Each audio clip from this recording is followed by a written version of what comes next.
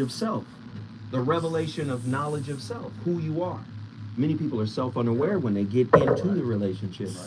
And as I've stated a trillion times, relationship is a reflective classroom where the biofeedback you get from your partner is your personal curriculum. Why do they trigger you? And why is it that they have exclusive access to your buttons? Well, maybe they don't. Maybe a lot of people push your buttons. Maybe you're a terrible person. Well, when you say a lot of people, relationships are ubiquitous, whether they're intimate, familial, societal, work related, they're ubiquitous. So there's nowhere you can go to escape relationship, even when you're by yourself. Why? Because there's a relationship with yourself. Aha! Aha! It's funny. Great show today. Thank you, brother. Avisu. No, I was just saying your name, brother. Avi is the one that calls in sometimes? No.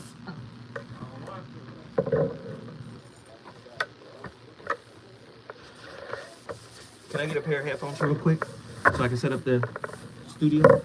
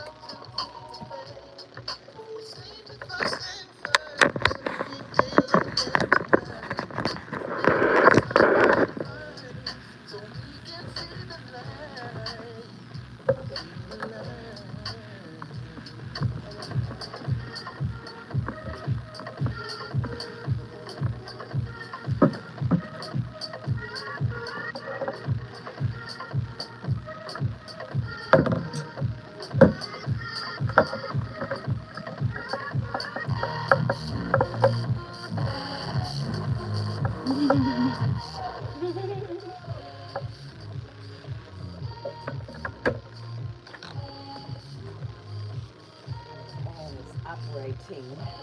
I don't need to break out my African.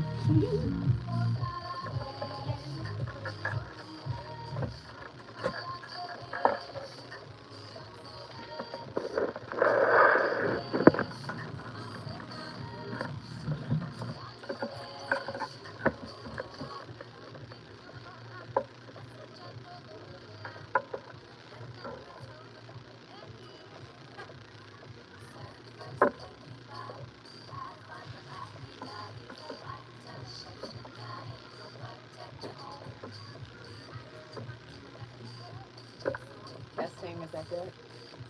Testing. You'll be good. Don't worry. All right. He got you.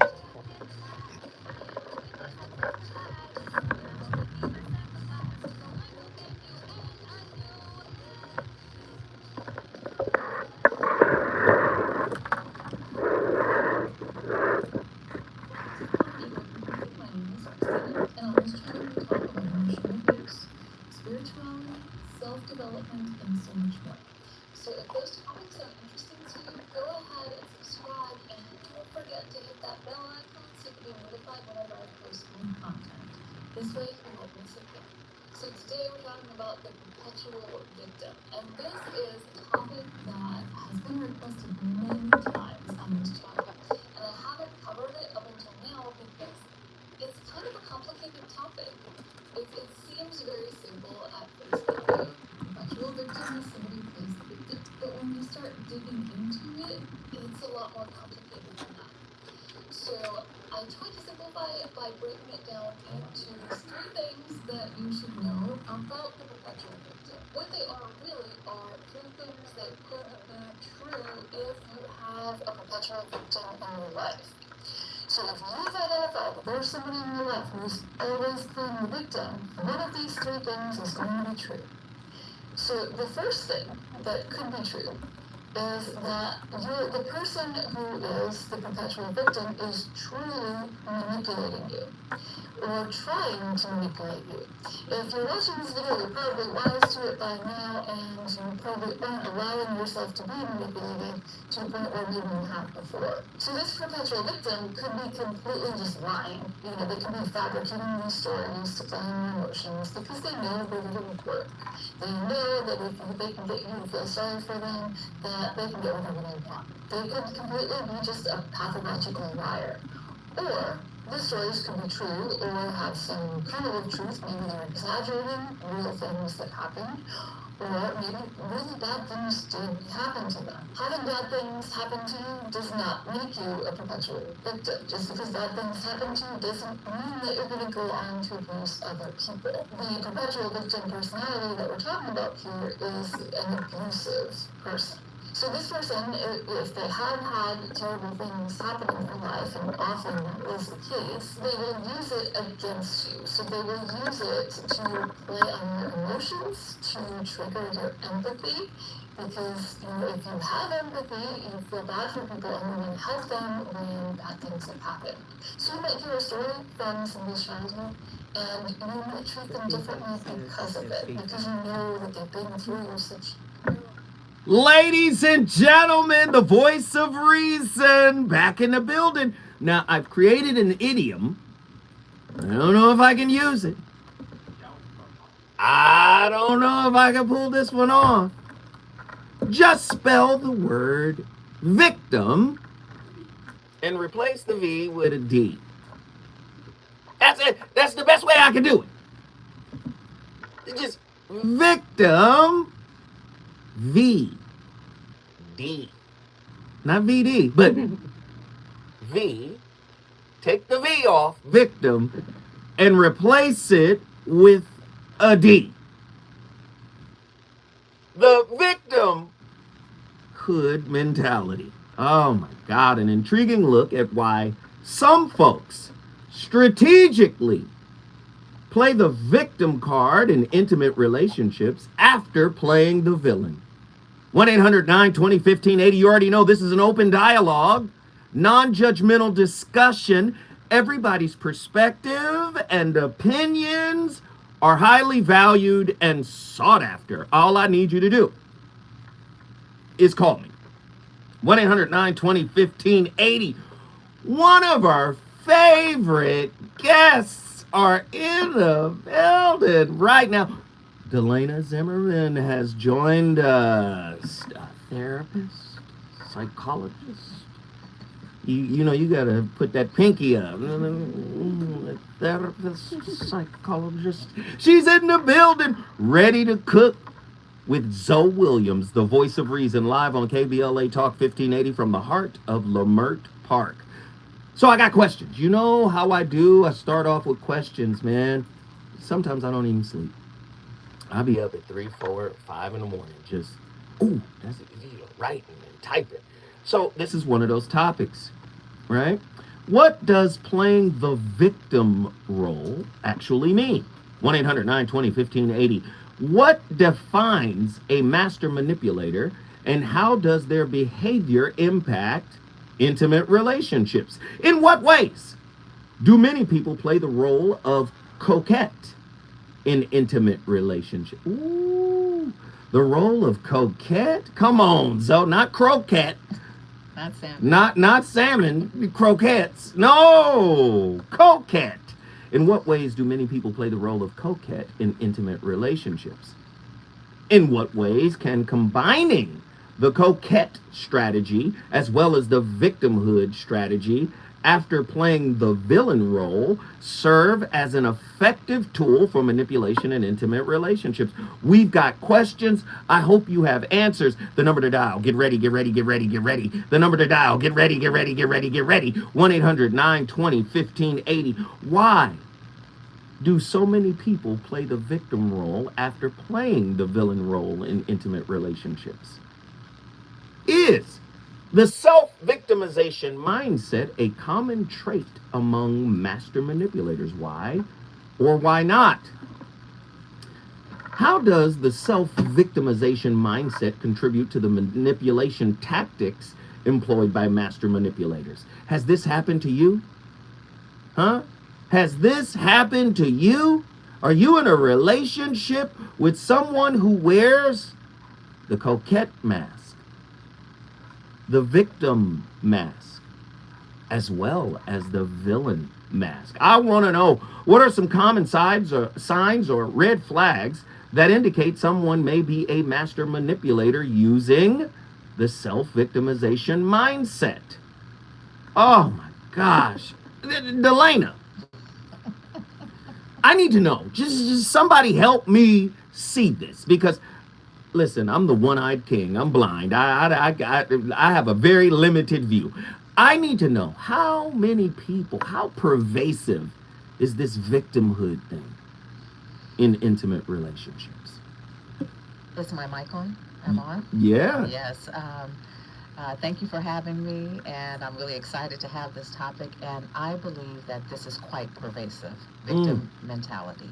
Well, it can't be gender-based. It isn't. I think everybody plays the victim at some point, right? Yes. For what purpose? To what end? Well, the purpose is trying to be in control. You know, people in relationships are often very fearful, and they are modeling behavior that they've learned their entire life on how to survive in relationships. Their first relationship was with their mother, and they learned it in the relationship with their mother, and everybody gets it. This is ugly. You talking about that primary caregiver business? Well, it's always there. Yeesh. I'm never going to be able to shake that answer. But see, help me understand this, Delana.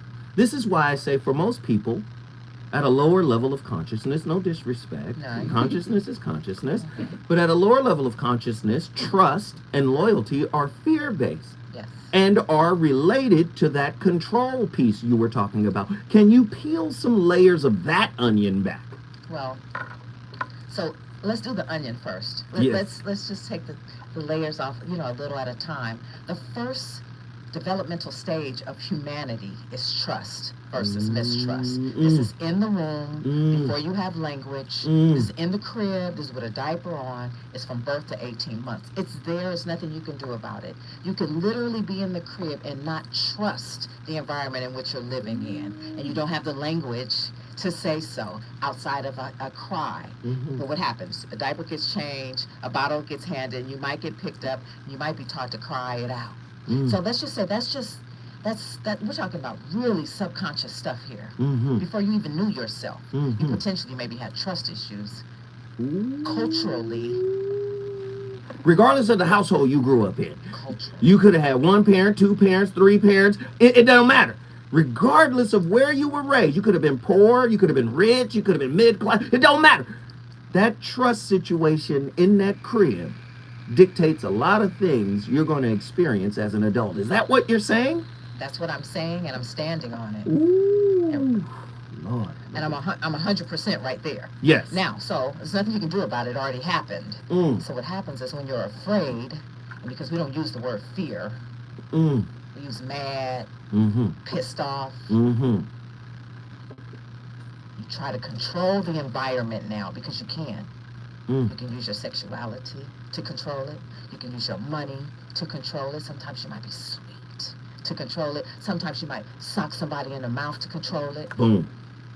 That's my. Oh, I'm sorry. She's speaking my love language. Go. No. I'm sorry. Go ahead. Finish. So it's control. I feel out of control because I'm afraid that I'm not going to be okay. That I'm not going to be loved. That I'm not good enough. And so when I don't know what to do, I throw the rock and hide my hand. Ooh, the coquette. This is good. 1-800-920-1580. Are you a victim? Are you a perpetual victim? Is it your defense mechanism? What are you doing to others that would cause you to cast yourself in the role of victim?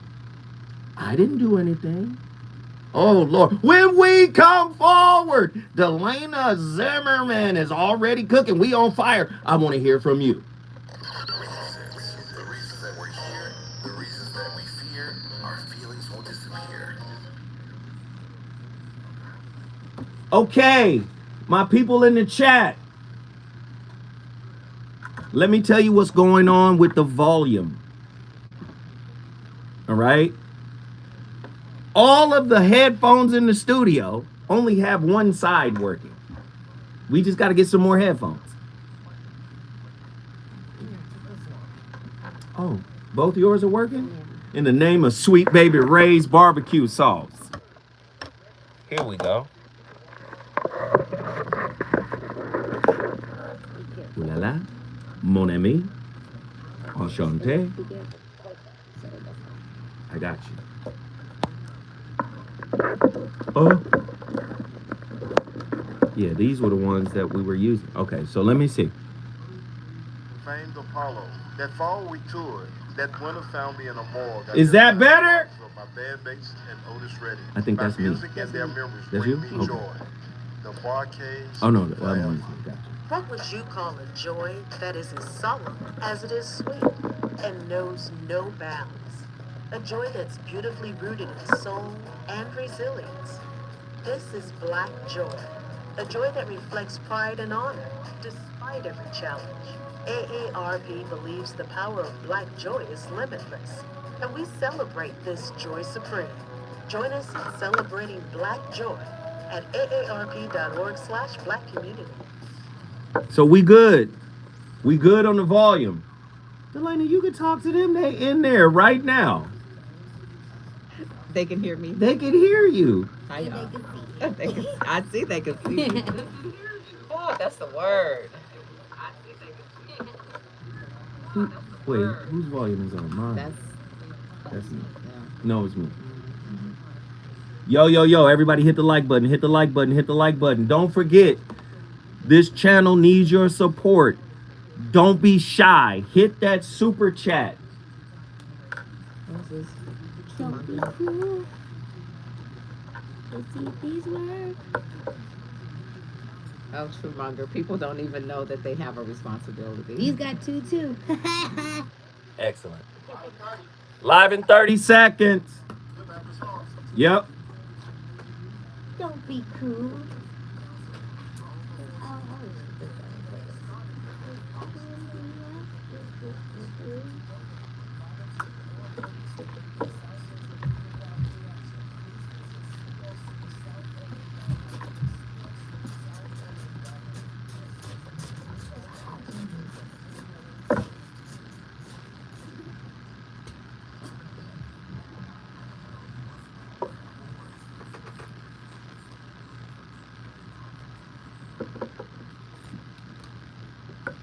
It'll be live in 2 days.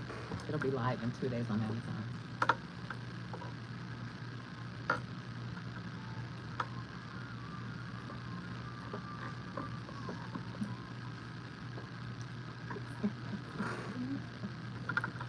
This should. Go ahead.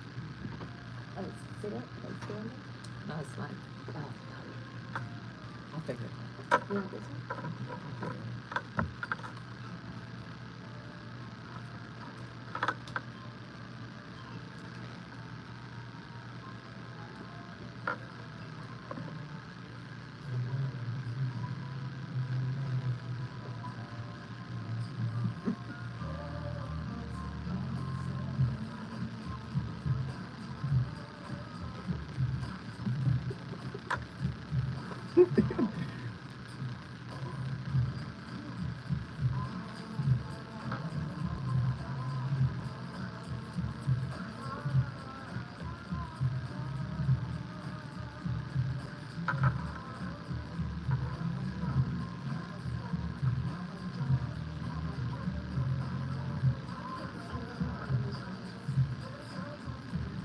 Ladies, your brother Zoe Williams and his playlist.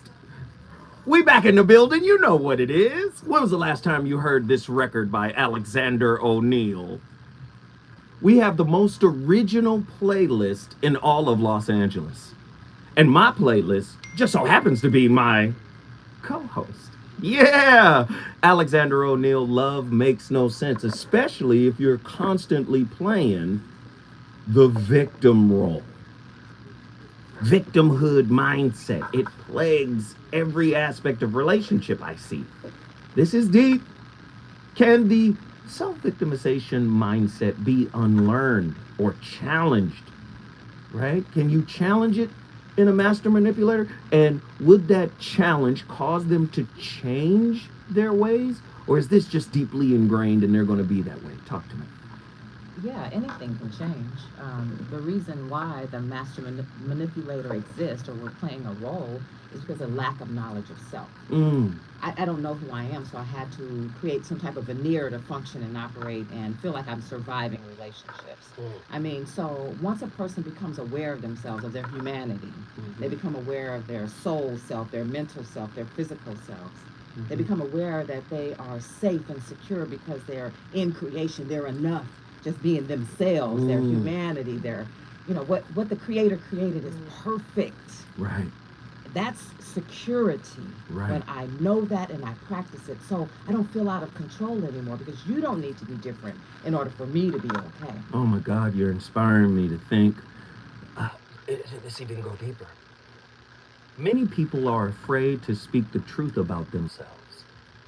Right?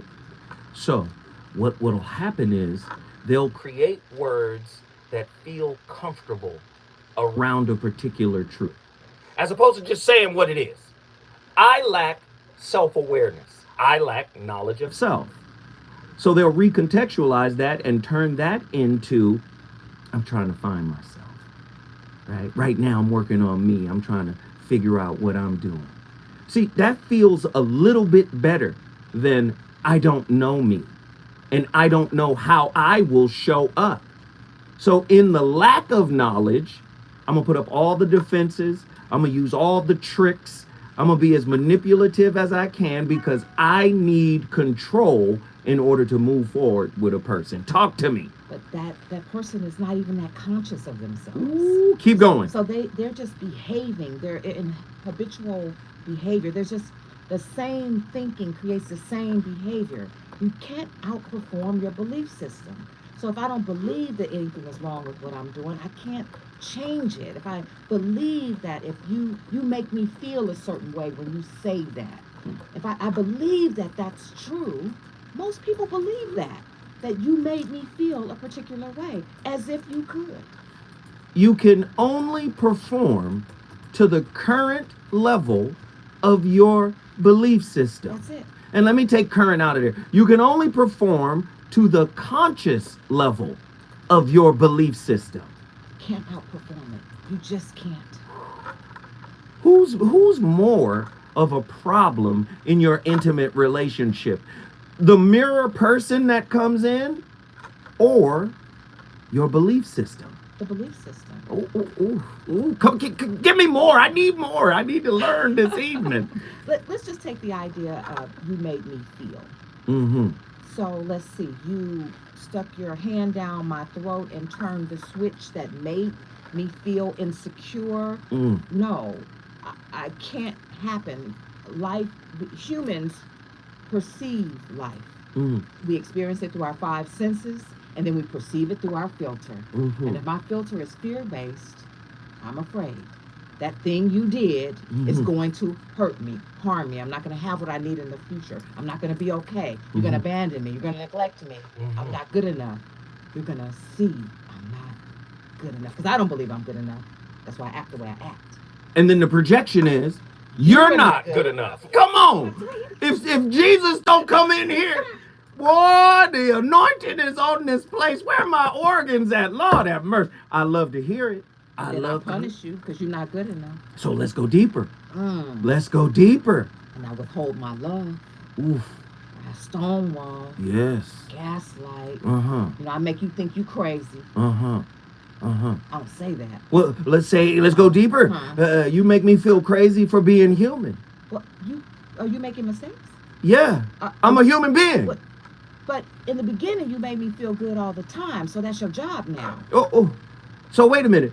Making you feel good is now a pattern, and I don't have the grace to fall off my duty of making you feel good. Talk to me. Well, if you do, then you will pay the consequences for it. I don't tell you this out the gate. I mean, I sell you love. But is it love? No. What is it then? It is smoking mirrors, control. It is where I build my safe nest because I need your supply, your attention. I have to have it because I am really a jelly center with a hard coating. I know you didn't say supply. Are we talking narcissism? In some cases, I don't want to overuse the word so that it doesn't lose its power. It has been bastardized. I know everybody want to say it, but are we talking about aspects of this thing? Yeah, I mean, if I feel safe, just me, I don't believe that I'm good enough because I don't believe that I'm good enough for God, for my mother.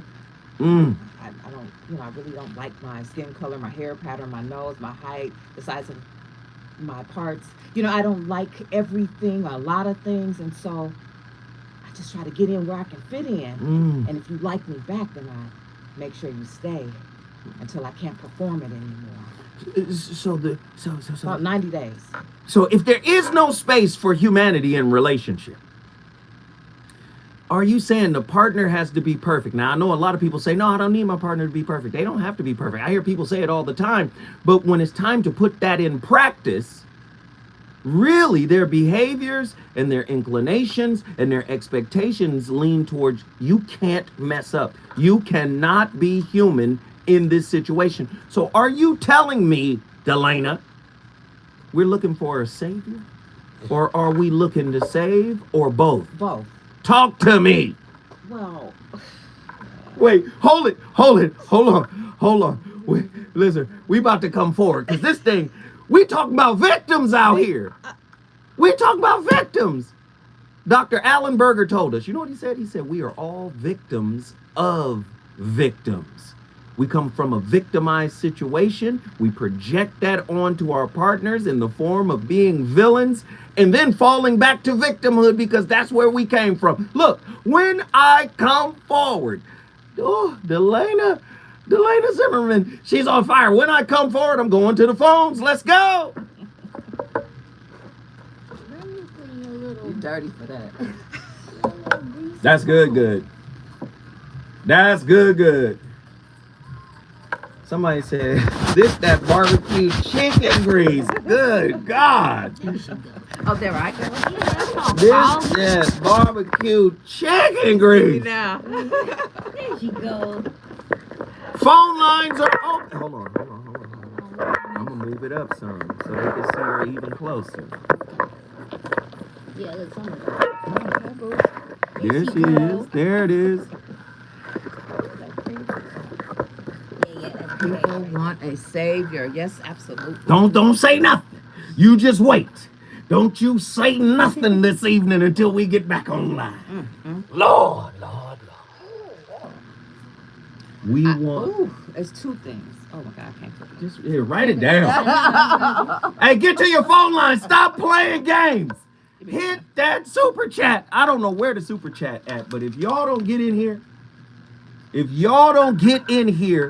and stop playing reindeer games. Oh, yeah, y'all gotta give it up for this. Nah, man, the content is too damn good for y'all to be lagging on the likes. And y'all gotta check out her Instagram page. It's phenomenal. Oh, thank you. At Delana Zimmerman Therapy. Thank you. Check her out. Look at her work. This is just an inkling of what she does. It's 46 people in here. Can I get everybody in here to drop $5 on the super chat? Can we get everybody in here to get a $5 super chat roll? Do it now. There go True Monger. See, I love True Monger. Yeah, True Monger. No, if you don't respond quickly, he'd be like, Zoe tripping in here. Thank you, True Monger. Follow True.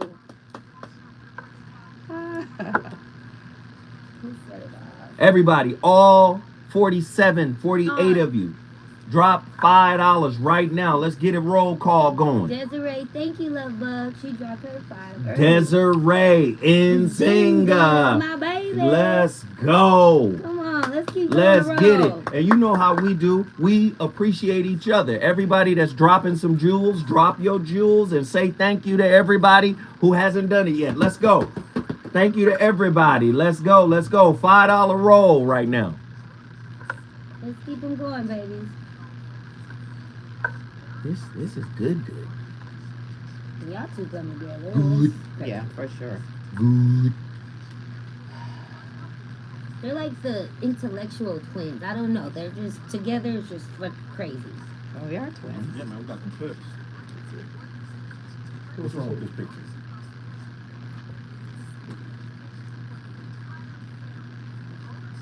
Oh my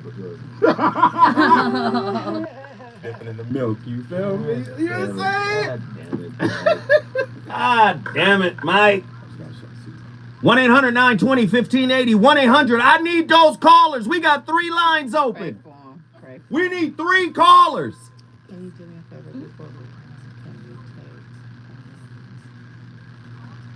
a video of me less than a minute? I don't care how you do it. Yeah, we got 3 minutes. We got 3 minutes. Why you When talking? I'm talking. Okay, let me see, because the camera rolls. Let me ask you. Just, it doesn't matter what angle. You're all Oh, good. you don't. I just need you to capture it. Capture me, because I'm horrible at capturing content. Because I don't care. But I know I have to do it. Mm-hmm. No, this part we wouldn't be replacing.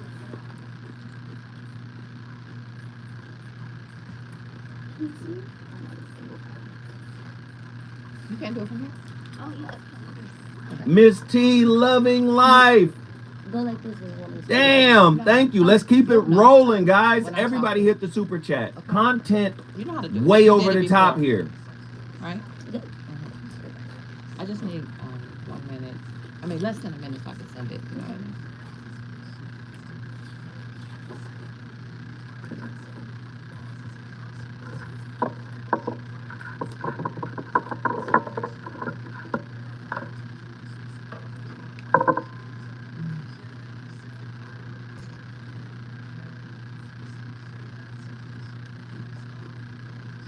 Miss T said, my pleasure. I love a good word. Wow. Well, that's one thing you're going to get this evening. No, no. I'm just getting my Oh, you angle get your angle right. You got your camera clean. 1-800-920-1580. I need those callers. Where's Attila? Where's Nzenga? Hey, Miss T, loving life, call in.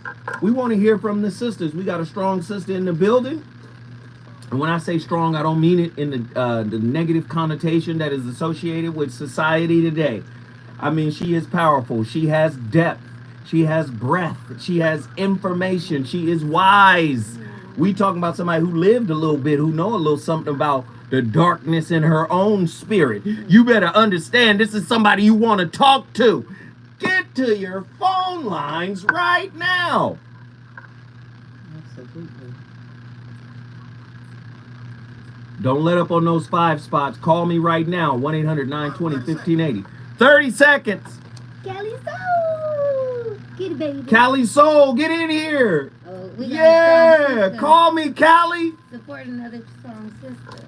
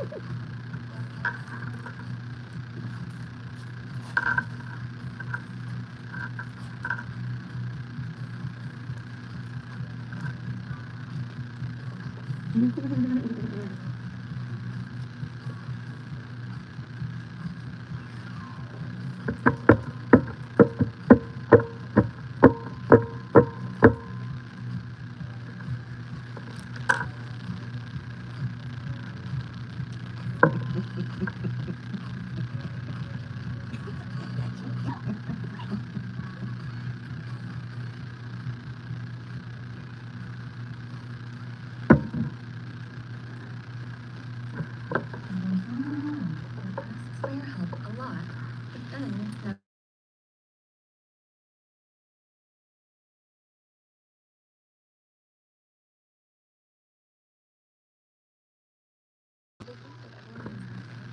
and that everything is out of their control. As a result, I feel drained, to constantly witness their perpetual state of discontentment. So here are 10 signs that someone is always playing the victim. Before we begin, we would like to mention that this video is for educational purposes only. It's not intended to diagnose. Please talk with a counselor, life coach, or other professional if you're struggling. It's also important to note that there are people who have hardships that are valid, even if it may be hard to understand. This video is not to discredit or devalue the experiences of others, but to shed light on an issue. Now let's begin. Number 1, they try to manipulate you. Does it seem like there's always something bad happening to this person? While it may seem like someone is just going through a hard time, they may be pulling the victim card to manipulate you. Perhaps they always try to find ways to get you to feel sorry for them, or they blame you for things out of their control. They may be trying to get you to believe that they are the victim, to get you to abandon your own needs to support theirs. Number 2, they place blame elsewhere. Have they ever taken any responsibility for their feelings or made efforts to improve their situation? People with a victim mentality tend to blame their shortcomings on external factors. Perhaps they feel that a bad relationship from their past is the cause of their unhappiness. They may use this as a reason to explain why they are stuck at where they are in life. Number 3, they hold on to the past. Do they hold grudges on other people and refuse to forgive or forget their wrongdoings?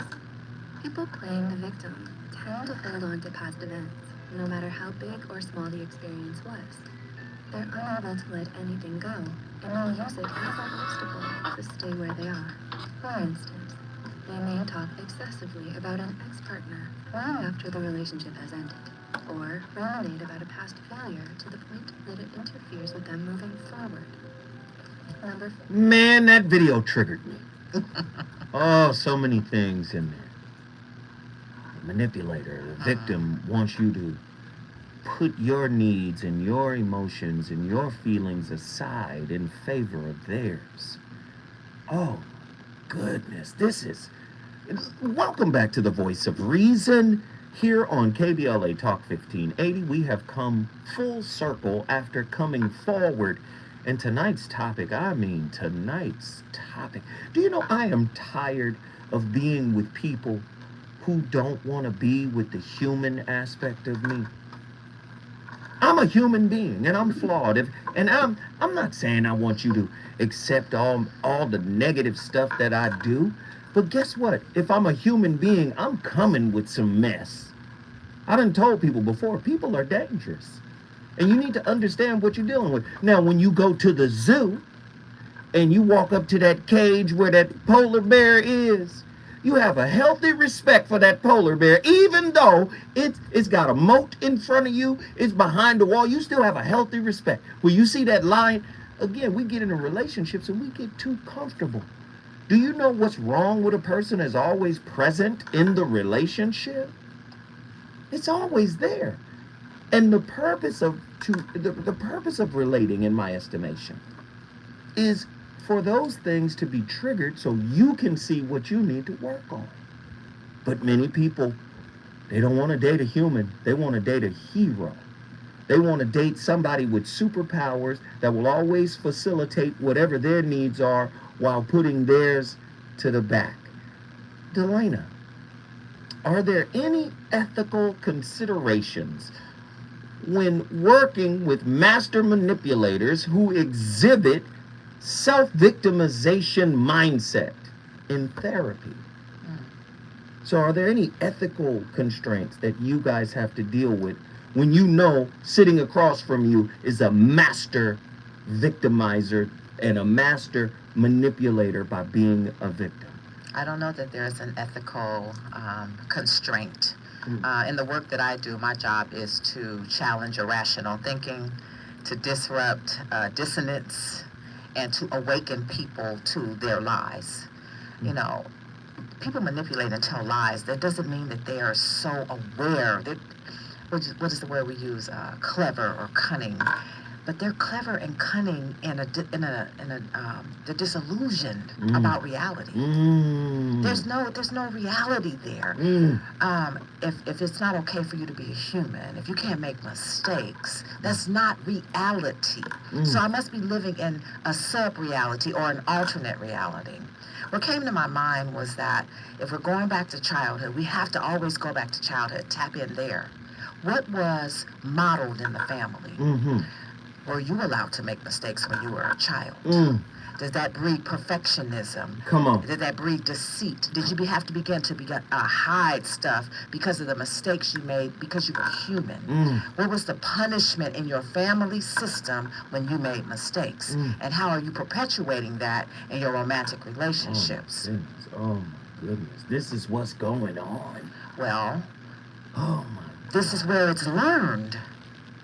My model of love comes from my family system. I learned how to love in my mama's house. If you give up on my humanity, you gave up on us. It's the programming. Ooh.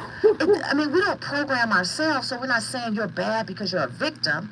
We don't program ourselves. I know that you're a victim, or you have this perpetual victimization because you lack knowledge of self and you lack what it means to be in a relationship with another human being. You don't even recognize your own humanity. Ooh, are you telling me this evening, right here, right now, live from Africa Town, Leimert Park is on fire because of this conversation? Los Angeles is on fire because of this. Are you telling me right now that the first villain we ever met was our primary caregivers? Our villain and our savior. That's why there's the dance. That's why I know both sides of it. My mind is racing. It's on. So people who tend to stay, because everybody's a work in progress. Everybody gonna bring some kind of drama to your life. Everybody you got to deal with something with somebody, right? Yes. So the person you tend to like, the person you tend to want, does he or she encapsulate both the victim and the villain archetype you modeled as a child? Was modeled for you as a child. That's why it says that you're going to either work out your stuff in yourself or you're going to work it out in your romantic relationships. Because it's the thing that happened between you and the original caregiver. I don't want to say mama, but it's always mama. We know it's mama. We know it's always mama. That's no why matter they who said. she was. That's why they said caregiver, because they didn't want to throw mamas under the bus. And grandmamas, because they mama was. It's like a legacy. It's like we can break the legacy of lack of knowledge of self and these emotionally abusive relationships. We can do that if we wake up, if we discover what we are and like live in creation, live what the Creator created us to be, this soul in this body. Listen, we gotta go forward one more time. But let me just tell you now, we didn't mean to come for your mama and them, but we coming when we come forward. Is it good to you?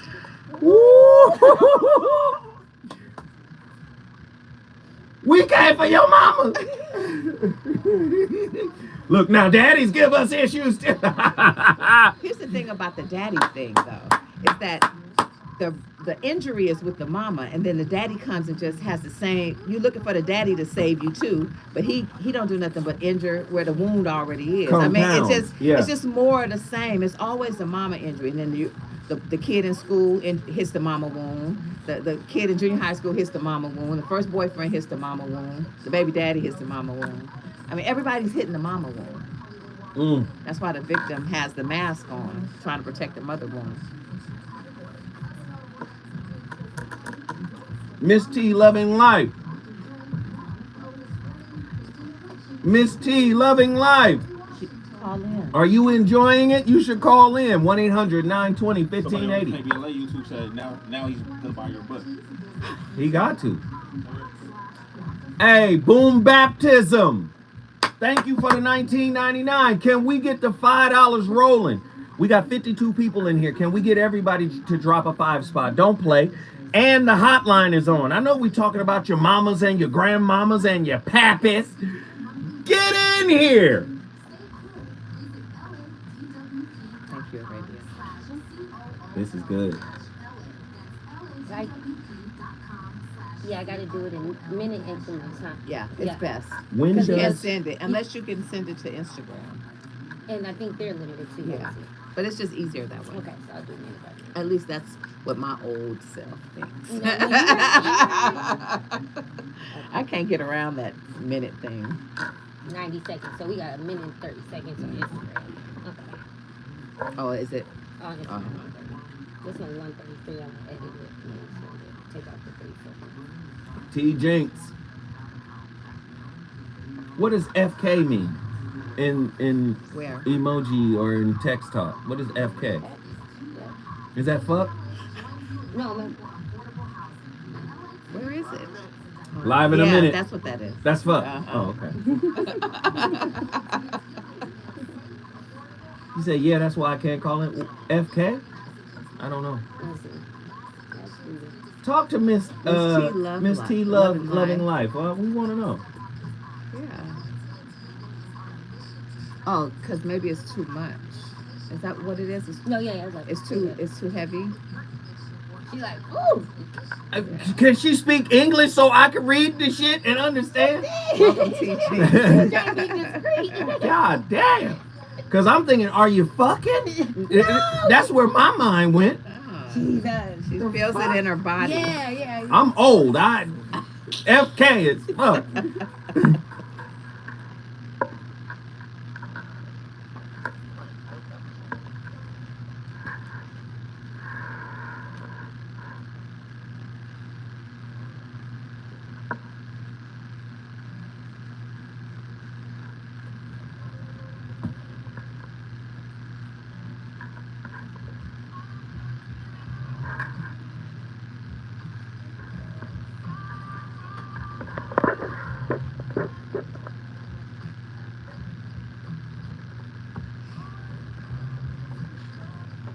Pretty Brown says that her parents were disciplinarians.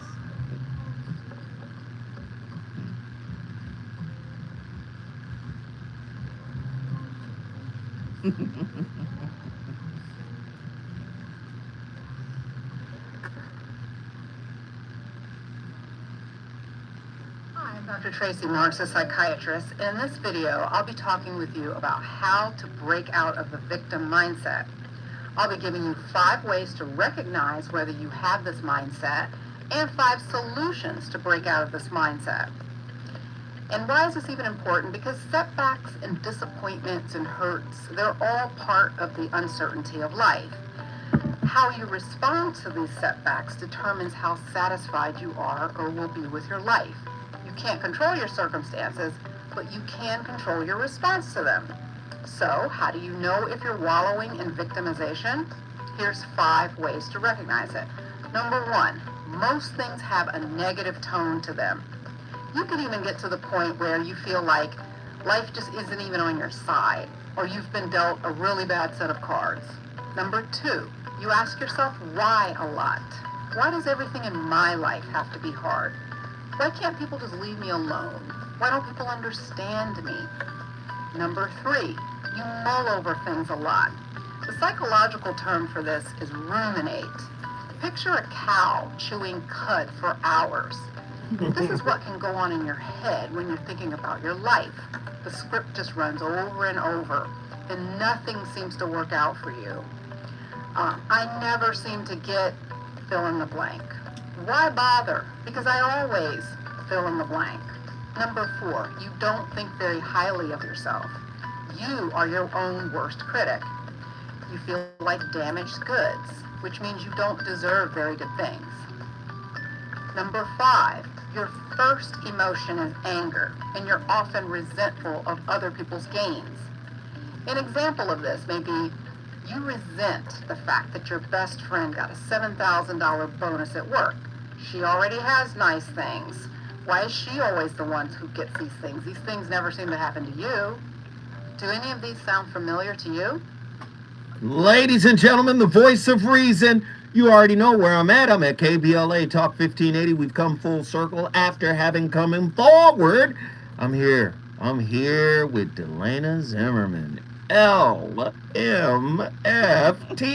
Listen, Delana is about to drop a new book, right? This book is called Do These Wings Make Me Look Fat?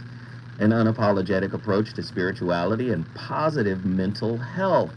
This is going to be amazing. When does it come out? I'm going to get a copy and read it. Delana Zimmerman, LMFT, licensed marriage family therapist. Yes. When does it drop?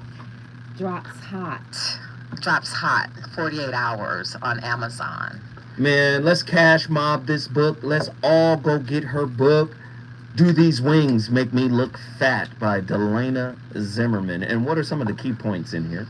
Well, I wrote this book 13 years ago after having brain surgery. The spirit is like, you need to write a book, and there it was.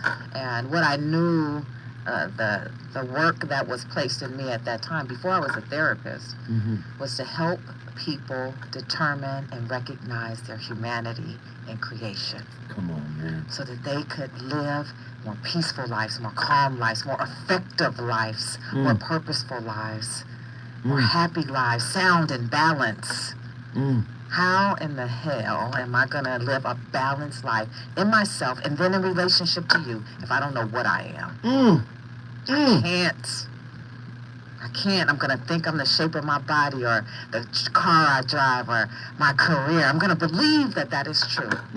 But there's going to be the void within, which brings up our master manipulator. Ooh, you can become the shape of everything you have and everything you've accomplished. But as with most shapes, there is a hollow inside. Absolutely. Oh, Lord. 1-800-920-1580. We got callers on the line. Let's talk to some folk. Sean from Oakland, California. You've been on the longest. Get in here. Hey, what a wonderful conversation. You know, a couple of things. You know, and by the way, I'll get that book and I'll raise it with other people. My thing is, my mom used to always tell me, because, you know, I was back in the day and I always listened to Mama. So you're right. And I still do. She's 82 and still hanging in there. Wants and needs. She says, you're going to have people come to you with wants and needs, right? Stay focused on what you're doing.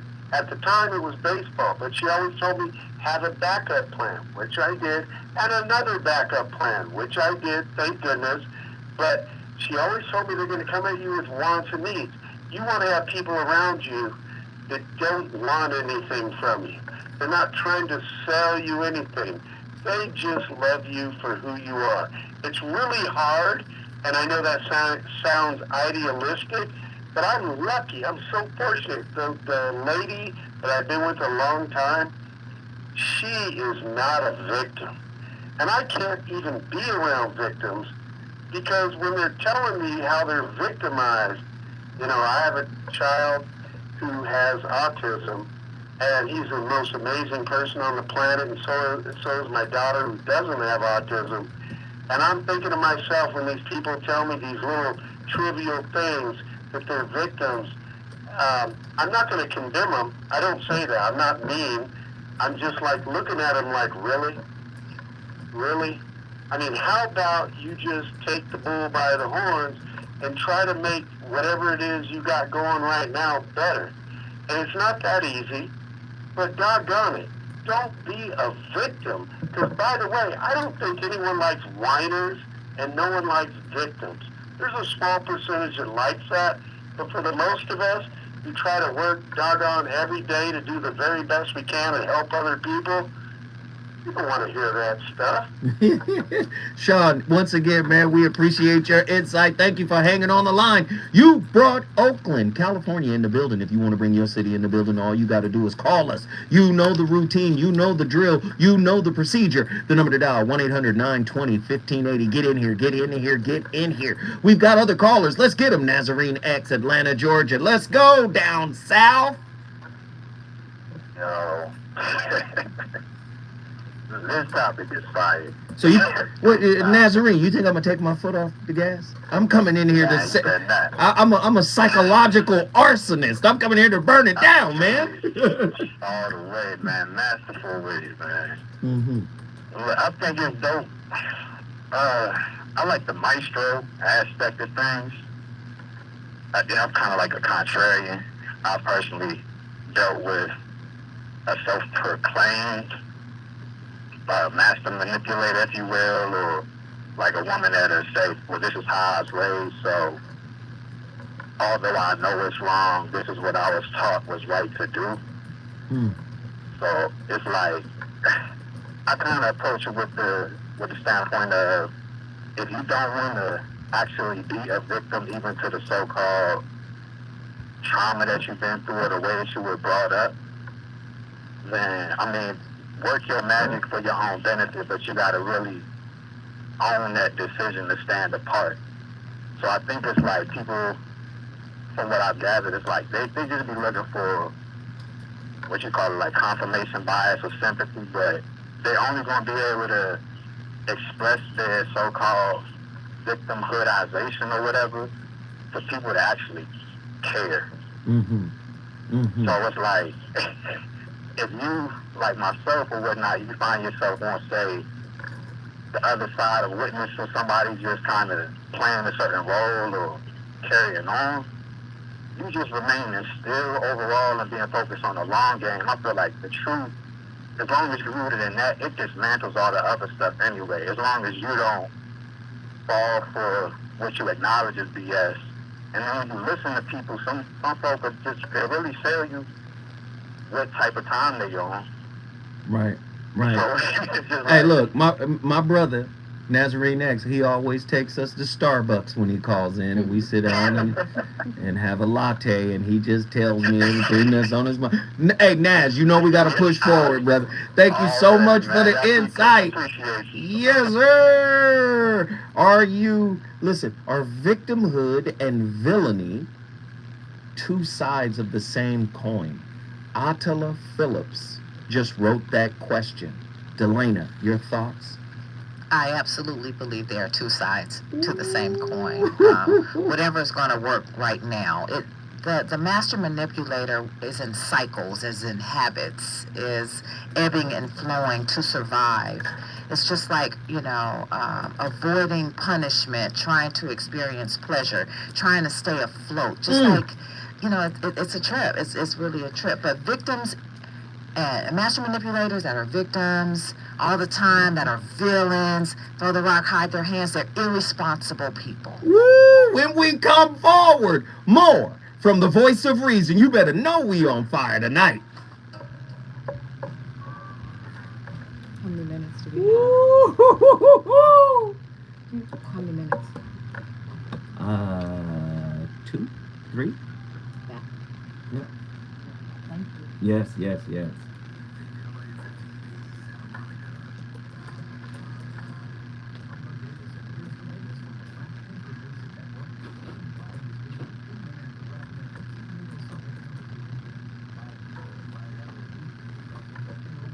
Come on, y'all.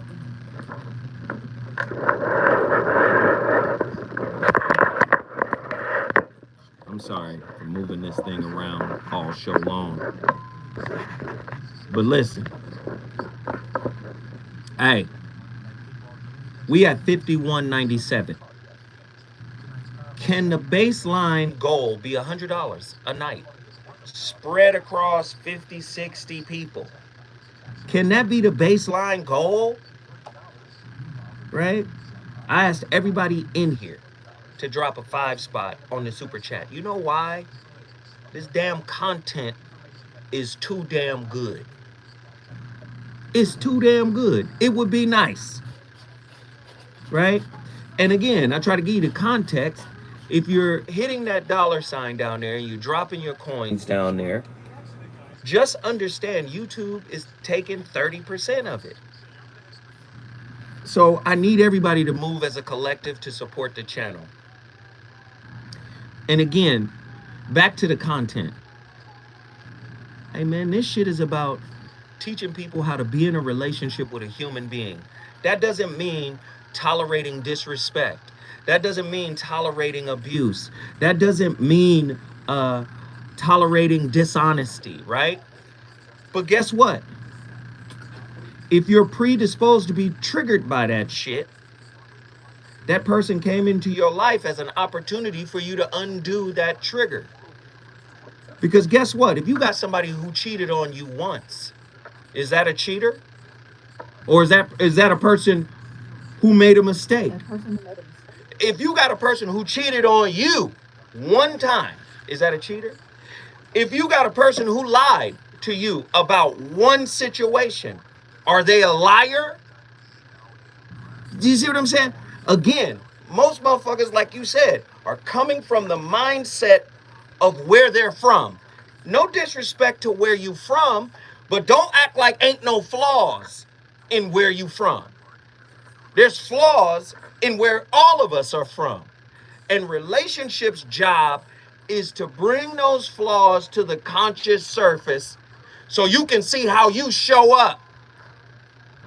Being a good person nowadays is considered soft and simpish and weak. You can't even be like, I apologize for what I did. I'm sorry. Oh, you're apologizing too much. That's the world we live in, where genuine, honest acts of valor is seen as unattractive and weak. I'm just trying to tell you now, this is where we live.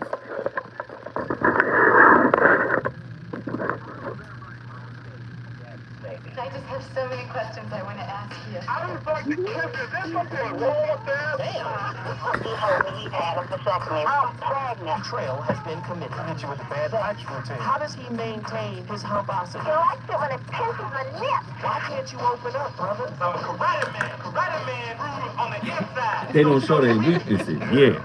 How do you write women so well? So William, reason and accountability. A voice of reason.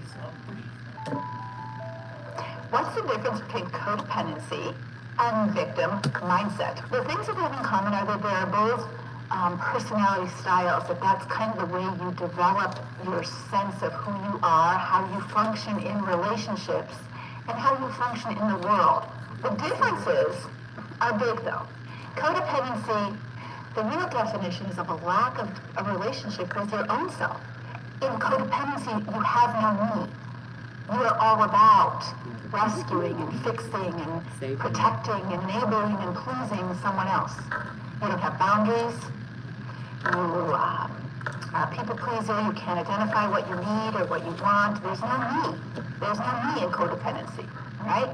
You're selfless, not in a biblical way. You're selfless in that you haven't developed a sense of yourself, your own worth, your own value, your own mind, your own needs, your own wants, your own boundaries, and so you are dependent on someone else to give you your sense of meaning.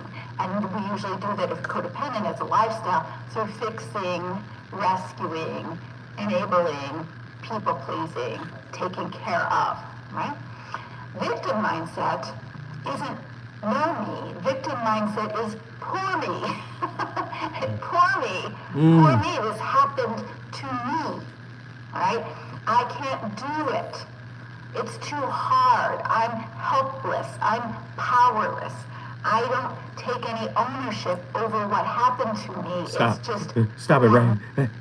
I deserve better. Ooh. Oh, I deserve. This shouldn't have happened. Hey, keep playing it. I'm sorry. So where a codependent is overly responsible for everybody's happiness. It's all my fault.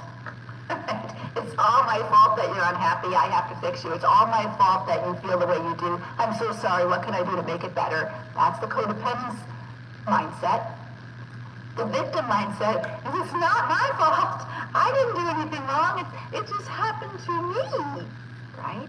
So it's a very different mindset where you're always taking responsibility or avoiding responsibility. The codependent overly takes responsibility. And the person who's the victim mindset doesn't take enough responsibility. There are people who are victimized by others. Woo! Tonight's topic is on fire. the victimhood mindset. Now, what I want you to do is a thought experiment. I want you to envision a new idiom. I want you to take the V off of the word victim and replace it with a D. D as in David. Right? That's tonight's topic. When you come up with that idiom, take the V off of victim and replace it with a D. When you act like a, then act like a victim about it. Ooh. In other words, you act like the villain, then turn around and act like you're the victim in the villainous thing that happened to you. Oh my God, this is deep. I didn't know we were going to cook like this. So, victimhood and being a villain and a victim at the same time. This is very interesting. In intimate relationships, many people often play the role of coquette, consciously or unconsciously, to varying degrees. The term coquette refers to someone who flirts or behaves in a teasing, seductive manner to gain attention or maintain power dynamics within a relationship. Breadcrumbing. I need you for a certain thing. You may be in a supportive role in their life in some kind of way, emotional support, psychological support, intellectual support, physical support, whatever. I need you for something. And I'm just going to lay it down this Hansel and Gretel breadcrumb line just to keep you biting and eating a little mouthful at a time, just so you'll think I'm interested. And the moment you get your feelings wrapped, they pull back into coldness. That's the coquette, right? Imagine somebody who uses coquette tactics merged with the villain victimhood mindset as a means to control their partner. What kind of person is that, doctor? Well, we're still talking about the same kind of person. Everyone develops a veneer when they're teenagers, about 12 years old. People develop veneers to cover up their fear-based selves. So I don't believe I'm good enough. It's something that's developed in every human being. It's an inferiority complex that's built. So people develop a veneer, and oftentimes veneer is seductive. I get what I want. I seduce my friends with money, with candy. I seduce with sexuality. I seduce with humor. Kindness. Nurturing. I seduce to get control. Remember, that's what we're talking about. So we're thinking that the coquette is like, oh no, now I'm going to get him. It's less that. It's more like, uh-oh, it's real. And I don't know how to do real. So when I don't know how to do real, withdraw. I withdraw. Because I don't have the skill set to be vulnerable. I don't have the skill set to be for present. Intimacy. I don't have the skill set for mindfulness. Right. I don't have the skill. I don't have a knowledge of myself. I'm this thing I created. Oh, Lord. So that is what we're talking about. Listen, the villain victim mindset, when they think that the other person doesn't peep game, but game peeps game. We talked about codependency, but some people like it like that too, because that's what they know.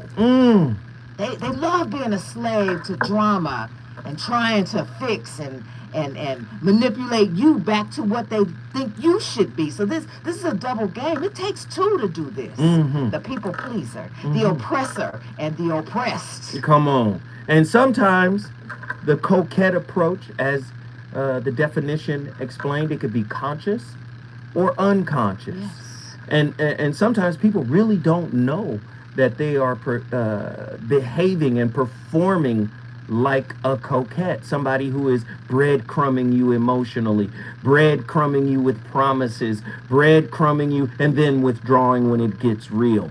More aspects of the coquette. They really want to maintain their independence. Yeah, I want you here, but I don't want you here, right? But why don't I want you here? That's what's underneath it. Closeness is tantamount to realness. Exposure. Come on. You're going to really see what my baseboards look like. You know what I mean? You're going to find out what the clutter is in my life if I let you get close. The coquette sends mixed signals. Right? Well, when I clean it up, I let you come see it, and then I can't let you see it no more because I don't keep it clean. One of the greatest mixed signals of all time. I used to hear it when I was in high school. I love you, but I'm not in love with you. Ooh, love is a high level of consciousness. Do you understand? If you love somebody, and that's it. I love you, but I'm not in love with you. Oh, you can love somebody and not be in love. Well, let me tell you something. Love is the highest level of consciousness. It is in alignment with God. If you tell me you can love somebody and not be in love with them, let's say your parents. Where's that forgiveness letter for your daddy? Or for your mama? They can't be humans. Or for your grandmama? They can't be humans. Oh, the parental core can't be humans either. No, everybody. No. You're a mama. You should know. You're a daddy. You should. My mama should. My daddy should. My man should. My woman should. These aren't humans. These are objectified creatures. Shoulds produce unrealistic expectations, and when they are not met, we have a justification for demonization. We think we know what everybody should be doing, should be saying. That's why we're always offended. That's why we struggle with love. It's either love or fear. And many of these relationships are not love relationships. I'm in fear with you. Ouch. Ouch. I'm in fear with you. All you got to do is keep doing what I need you to do, and we'll keep that fear at the front gate. The fear stay out the front. Don't let fear in this house. Boy, Lord have mercy, these coquettes out here seeking validation and attention. And the only kind of attention they really want is the attention that approves of the way they are. Yes, but I see player/pawn here. The pawn is not weak. Please. No. No, the pawn is not weak. The pawn gets their needs met as well because they are a victim of not feeling good enough. Listen, when we come forward, you think she finished? You think she finished cooking? I don't think she's finished cooking when we come forward. We got callers from all over the country. Let's get it. Oh, we cooking. Yeah. I don't think I'm good enough. I'll play this game with you all night long. I'll play this game with you all year long. I'll play this game with you all lifelong. 'Cause I can't get nothing else. I'm in fear with you. Somebody meme it. I'm not in love with you. I'm in fear with you. Somebody meme it and tag me and Delana right now. I'm not in love with you. I am in fear with you. Lord have mercy, Jesus, and all those white folk Leonardo da Vinci painted on the wall. Jesus. In the name of Sweet Baby Ray's barbecue sauce, what in the Sam hell is going? I'm not in love with you. I'm in fear with you. Gosh, I fear your humanity because your humanity will fail me because your humanity fails you every day. So how am I going to get close to you and believe in you and trust in you when you fail yourself every day? I don't know how to manage myself. I don't know how to manage disappointment. I don't know how to manage frustration. I don't know. I think I'm going to die if I feel it. So I do everything I can to avoid feeling it.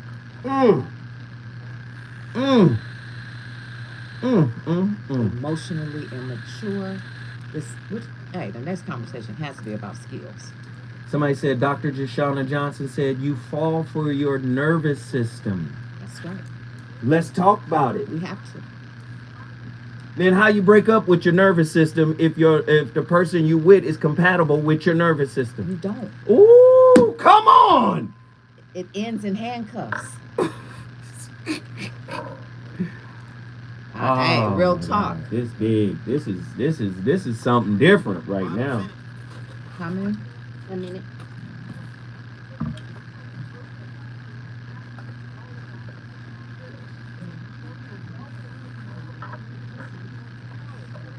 Yeah, this different. This right here. This shit right here.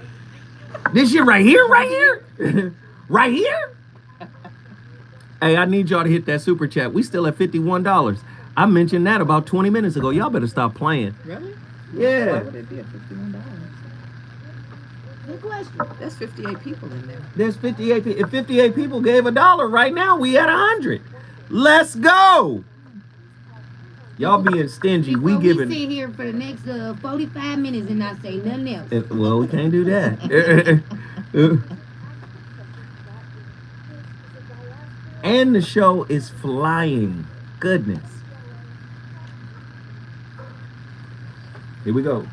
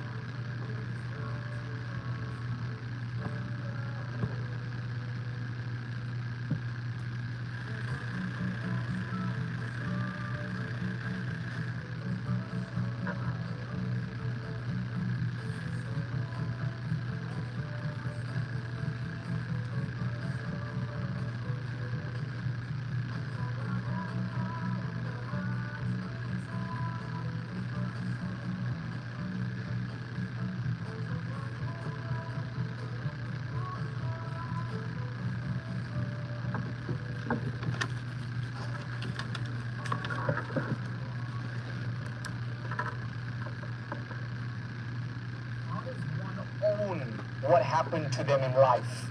Well, first of all, if you have been the victim of a crime, abuse, any kind of bias or discrimination, that is real. You did not deserve it. If you had really horrible circumstances that you were born into that created a lot of trauma for you, you do not deserve that. And so I need you to hear very loud and clear that you're not responsible for the things that happened to you, but you have a responsibility to heal yourself. And so your responsibility and ownership comes in how you respond and how you heal to the things that you have faced in your life.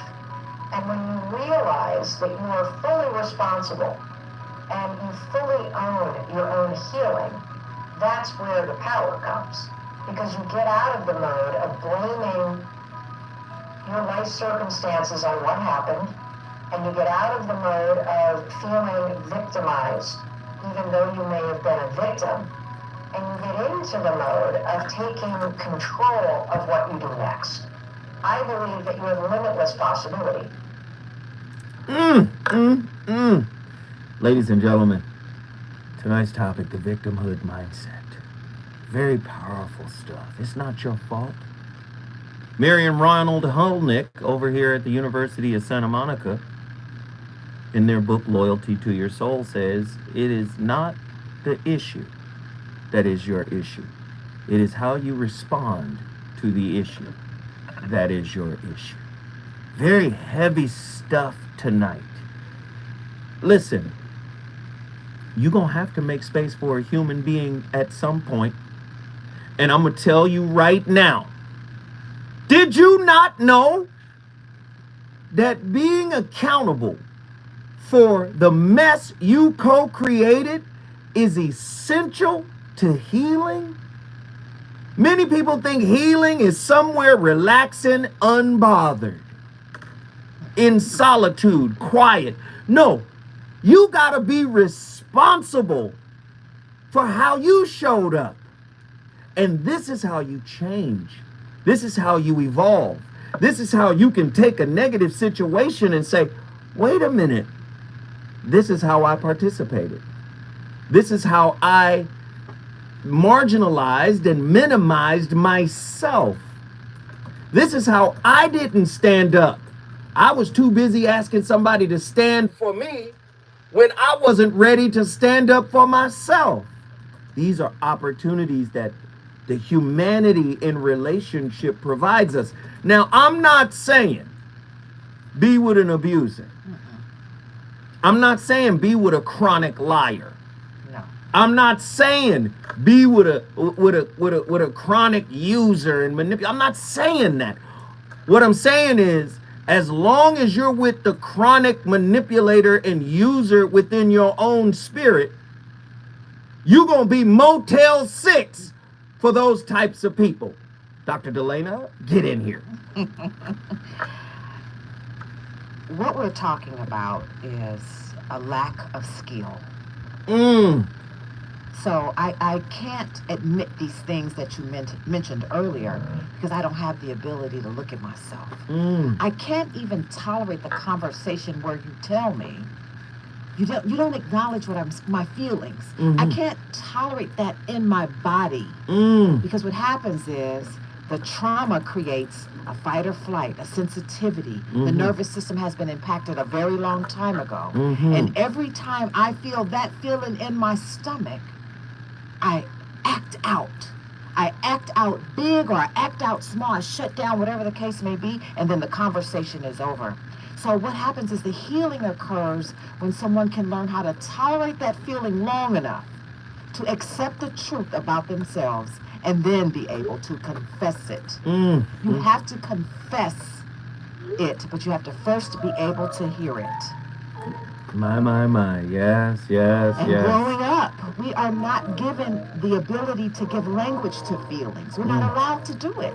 Where in your mama's house could you say, Mom, I'm so disappointed with Come that? on. Where in your life growing up with your family system were you able to express, give language to what you thought and felt and that it mattered? Yes. Where? What day? What holiday was it that you Yes. could complain about the lima beans? What holiday was it where you said, look, I'm tired of going to church on Sunday? When could you ever confess what was happening in you and the messages you don't matter? So children that did not get their emotional needs met become adults that did not get their emotional needs met, and they lack a skill set in adult romantic relationships, period. So they develop these veneers to hide behind, to cope, hoping that sex is good enough to keep you for a lifetime. Ooh, listen, if you can't confess to those who nurtured and wounded you, if you can't confess to them, you can't confess to him. Be careful. You can't confess to him or her. Oh, Lord, we on fire tonight. Ladies and gentlemen, that is Delana Zimmerman, author of Do These Wings Make Me Look Fat? She is an LMFT. Do These Wings Make Me Look Fat? An unapologetic approach to spirituality and positive mental health, man. We are on complete fire tonight. If this hasn't changed your life, I don't know what will. Attila from Houston, Texas. Get in here. What's going on, Uncle Joe? How are you? Oh, we just in here cooking. You already know what we doing. Hi, Doctor. How are you? Fantastic. All right. Thanks for calling. Yes. So I'd like to talk about your church because I love that. Self-doubt, selfish, self-love. Like, low-key, I feel like that's almost like the process towards getting through self-love, at least for me, what I've been experiencing, right? Like, I feel like I started in a place where, there's a lot of insecurity, a lot of doubt, and then moved to a place where I feel like I'm trying to protect myself, so then you become hardened and selfish, and I'm trying to transition out of that into, like, true vulnerability and self-love. But I guess I have a question for you in regards to, like, the mother wound, right, which I have. So how would you recommend navigating an authentic relationship with a mom who maybe has some narcissistic tendencies or traits? Thank you. I don't believe that you can have an authentic relationship with that person, even though that person is your mother. What you have to do is have a boundaried relationship with that mother and appropriate, what do you want to say, like manage your expectations with that person. Just because the person is our mother doesn't mean that they aren't a human being. And so it's best to not objectify mom and just, you know, if her name is Joan, that's Joan. And part of Joan's story is she gave birth to you. And so the way that she is, you have to be in a relationship with her the way that she is. You mean accept her for who she is? 100%. If you know she's going to throw spikes at you, that's just who she is. That's who she is. That's what she does. And if you can't accept mama, you can't accept him or her. And assess and accept. It doesn't mean stand in front of abuse. It means have an appropriate boundary for people that are abusive. Even when they're your mother. Because she can only be Joan. Joan. She can only be Joan. Right. And the love she has for you doesn't change her. I mean, you know, the love I have for anyone doesn't change them. They can't change for their love for me. They can change through their experiences, through their awareness, through their awakening, through their own healing. Even your mother. Attila, Houston, Texas, you brought fire tonight. Thank you so much. If you want to bring your city in the building, you know what you got to do. The number to dial is 1-800-920-1580. This is very deep. This is very deep. Listen. Love. It exists in all of us. It's a high level of consciousness. But you got to allow it to destroy you. I know people don't want to hear that. This is why you don't think it's real. Because the moment some of it starts to seep through all of the mess that your soul is covered in, all of the stuff the moment it starts to seep through, your norm starts to evaporate. You go, no, this is who I am. This is what made me. All that I am is what made me. You don't want to get rid of that, right? So you start to suppress love. I'm going to tell you right now, many of you have never loved anybody. You've only been attached to what you know, right? And your definitions of it. I'm going to tell you, this is what Rumi meant when he says, the wound is where the light enters. Love is the light. Let it destroy the wound by healing it. But you got to feel it. You got to go through the process. If you are not in clear and present danger, I'm saying if your person is not an intimate terrorist and y'all go through something that shatters your image of him or her, allow that process to happen without judgment and see how much you grow. When we come forward, all phone calls.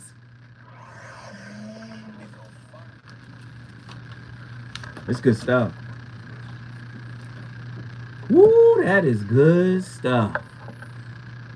It's different tonight. And we still at, okay, we at $71.97. Can we get to $100?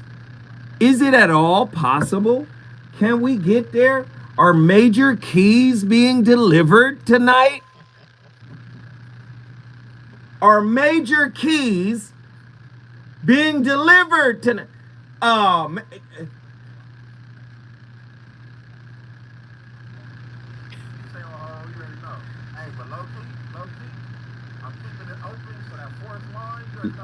Right. But you come, come on. Who you avoid? Exactly. You got me. Miss T Loving Life says, this is insane. Yes. But not if you hate the person who's talking.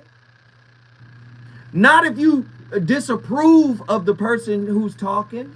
But I'm projecting my disapproval of myself. Come onto on. you. Come on. Listen. It's all a projection. Listen. There's such a thing as a wounded healer. We don't allow the person in our life who has hurt us to elevate to the status of wounded healer. We want that person out of our life because they hurt us. You can't be the purveyor of the wound and the medicine, but your mama and your daddy was. Uh-oh. How we deal with that, Delana? I mean, if you think about it, what's really getting hurt? Talk to me. I mean, like, what is it? Real pain? What? There's no part of the body. My shoulder hurt when you said that. No, what's hurt? Is it the heart? Is it the soul? Is it psychological? Hurt? It's the ego. The image that the ego. Everything about ego is image. You think that wasn't supposed to happen. You think that wasn't supposed to be said. You not to me anyway. Because I think I'm this, and because I don't know what I am.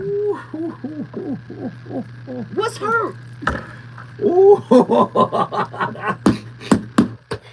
Is it pain? It ain't pain, really. It is not pain. Pain. But do they feel it in their body as pain? The tension. It's the nervous system. It's adrenaline. Let's it's go cortisol, more. It's epinephrine. Come on. And I don't know how to manage that, and so I call that pain. You hurt my feelings. What I hurt? Come on. What was it that was injured? Oh my God! This ain't even on the air. Lord have mercy. You ain't hurt. Get up. Do some squats. But then you're not being considerate. If you say, get up, come on, we gotta fight through this shit. You're not being kind. You're not being caring or empathetic to my feelings. You're being too harsh. You need to learn how to tolerate. You want me to tolerate? You want me to tolerate all of this? Carry you, carry me? I can't carry you. You grown. There should be wholeness here, or at least the pursuit of wholeness or the progress of wholeness. Right. And then we bring our practicing wholeness. That's our religion. But can you cultivate that religion? You have to. You have to practice it with each other. Yeah, there has to be room. For me to grow up. I mean, I'm literally growing up. So wait a minute. Hold on. I'm growing up. Hold on. Wait. Hell no. Yeah. So you telling me right now, I can kill my love the same way I kill myself with negative self-talk. I can pour negative self-talk into my relationship by ruminating on infractions that may have occurred that I really could get over if I shift my perspective into looking at my partner as a human being. Absolutely. If I kill myself, I'll kill your ass. But if I shift, right, to affirm myself and recognize myself and love myself, then that's what I begin to project. Oh no, don't do that. Don't do that. Don't do that. Oh Lord, don't do that. Oh no.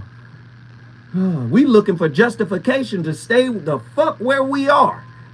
As opposed to saying, let me use this as the fuel to transform myself into something extraordinary with the person who was the impetus for it. I don't know there's anywhere else to be. That's it, period. I don't know there's anywhere else to be. That's why I act a fool here.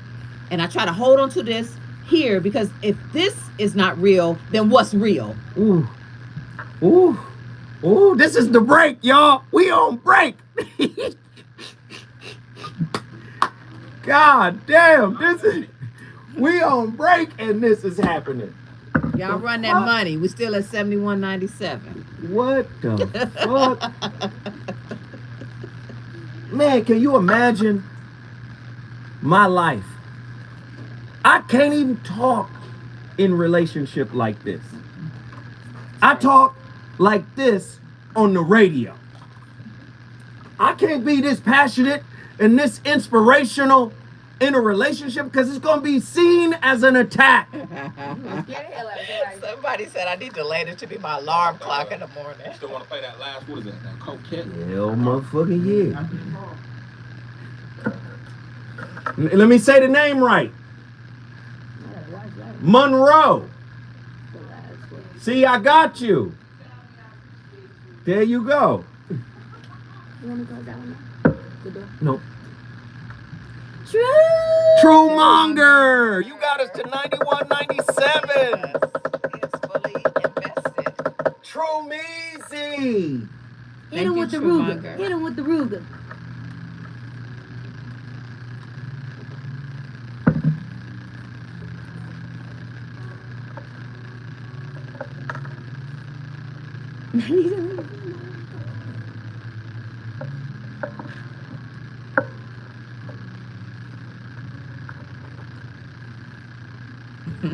Yeah, for real, true.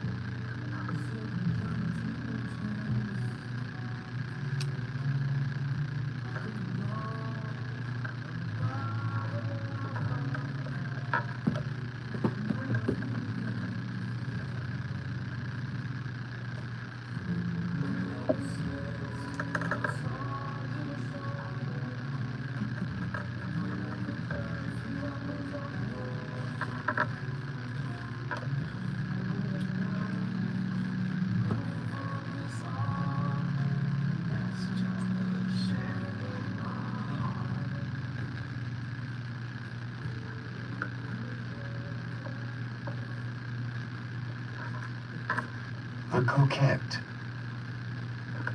According to the popular concept, coquettes are consummate teasers, experts at arousing desire through a provocative appearance or an alluring attitude. But the real essence of coquettes is in fact their ability to trap people emotionally and to keep their victims in their clutches long after that first titillation of desire. This is the skill that puts them in the ranks of the most effective seducers.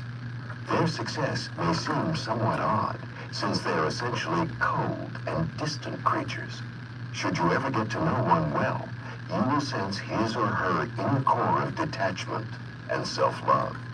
It may seem logical that once you become aware of this quality, you will see through the coquette's manipulations and lose interest.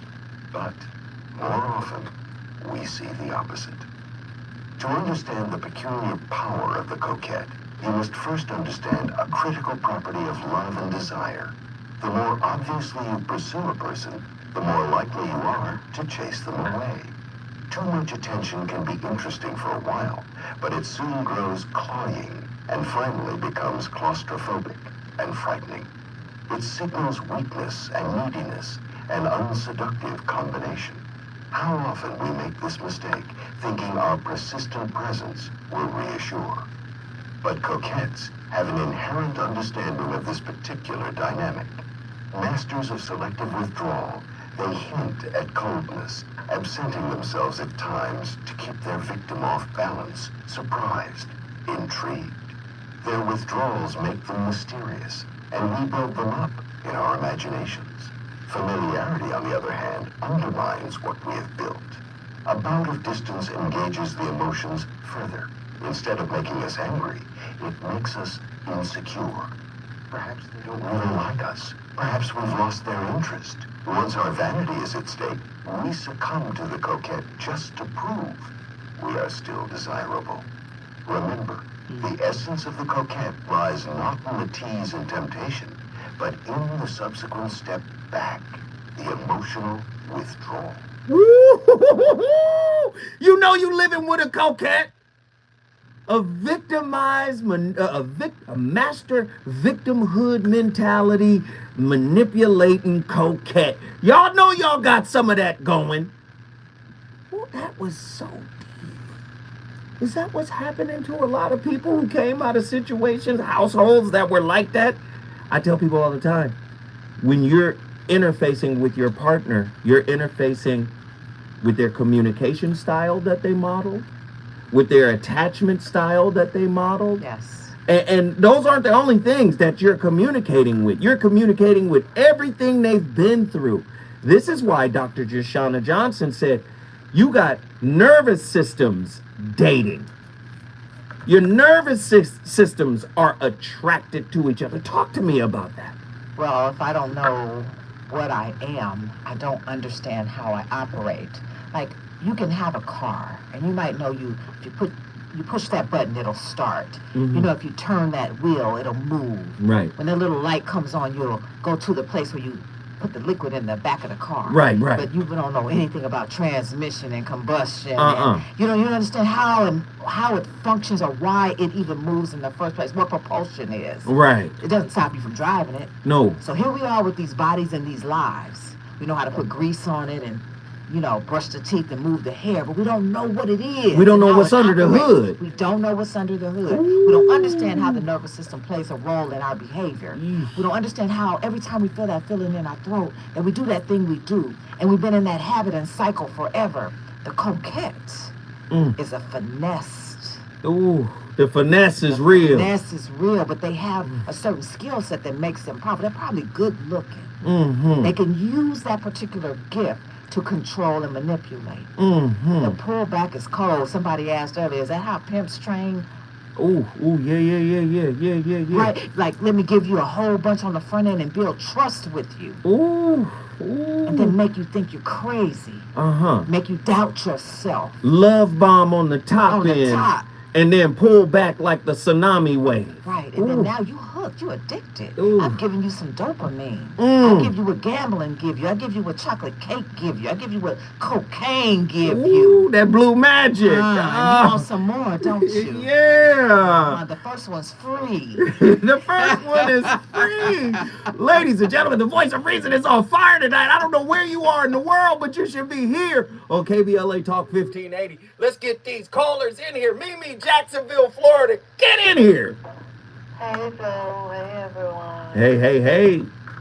Hey, I just want to say, this show, I've been listening to you, watching you for almost a year, and this is absolutely the best show that you have ever done. Wait, didn't you call Monday and say the same thing about Dr. Alan Berger? Because Berger was ridiculous too now. It's all good. What's your question, Mimi? Talk to us. I have a comment and I have a question. Mm-hmm. First thing I want to say is, I almost forgot what I wanted to say. I'll just start with my question. Okay, no, here's my comment. I believe that we're all beautifully flawed, and I love living in the truth. I know when I say that, people say, I don't believe you, but I do, whether it's good, whether it's bad, whether it's ugly. I just can't. I have to live in reality. I mean, especially when it comes to my relationships. As I get older, I have to live in reality. And my question for Dr. Delana is, earlier y'all were talking about it's always mom's fault, basically. And I said, dads give us issues too. But she was talking about, you both were, the savior and the villain. Mm-hmm. And growing up, my family dynamics, I would say, I definitely saw my parents as disciplinarians, so I saw the savior part, but I'm just really having difficulty grasping what she means by villain when it comes to, your parents. That's a good question. I actually saw that in the chat, and so it looks like this. When you think of disciplinary, I heard the language, I beat you because I love you. Mm-hmm. And so that's the only time I ever heard I love you, was when it was referred to beating, right? So oftentimes our parents, and I'm not exactly sure how it was in your family, but oftentimes in the black family, the parents were the authoritarians. So what they say went.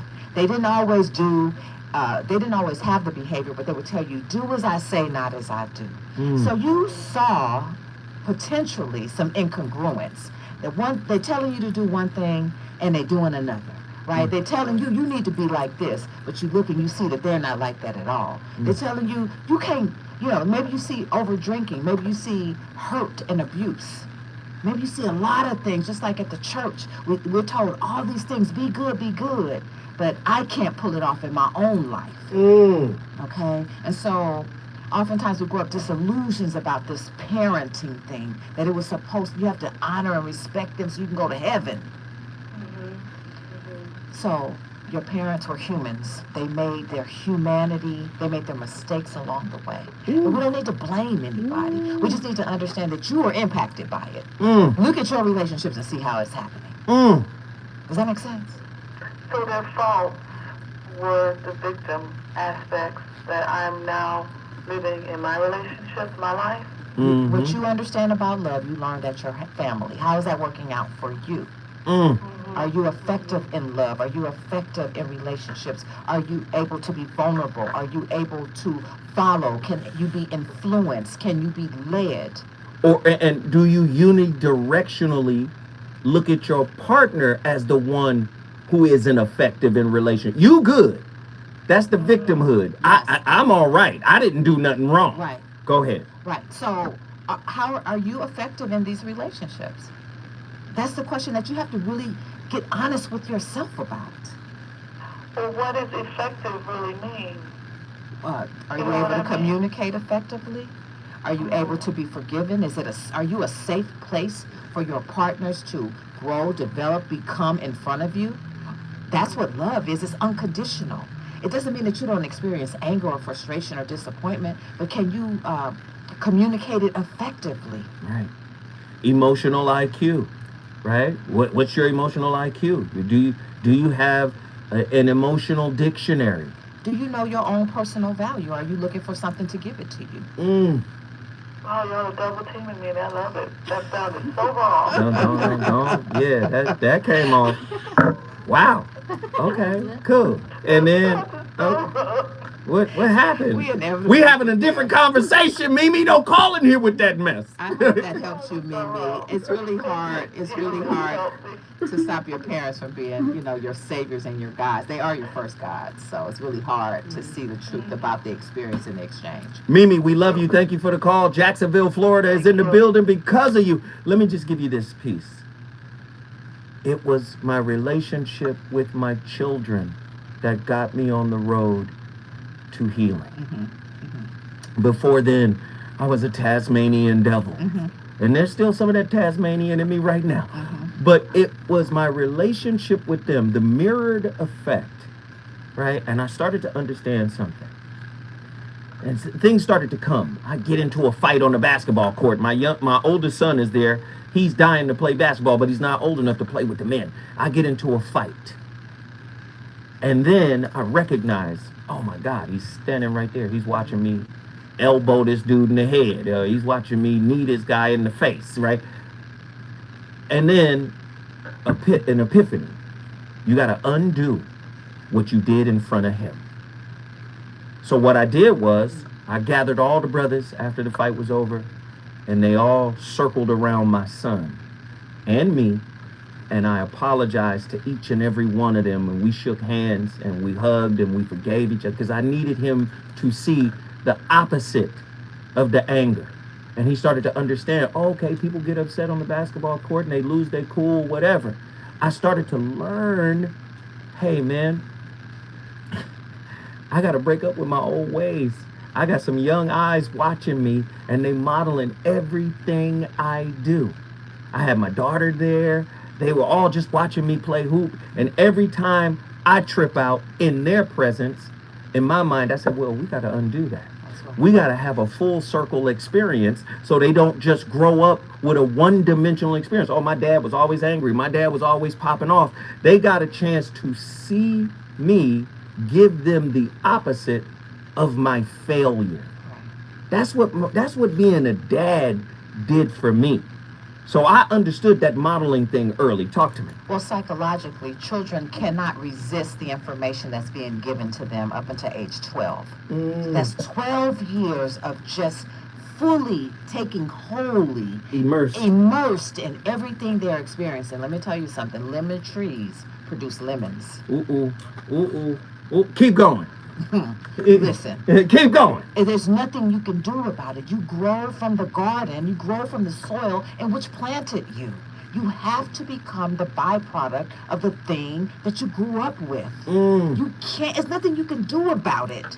But, like we said earlier, we heard earlier, you're not responsible for what happened to you or in the order in which it happened. But we are responsible to wake up. To wake up to the truth that we are created, we have a power.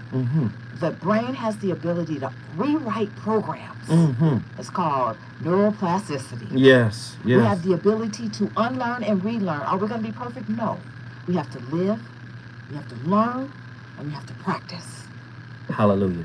When we come forward, Battle Creek, Michigan, you know what's next. Girl. I don't know.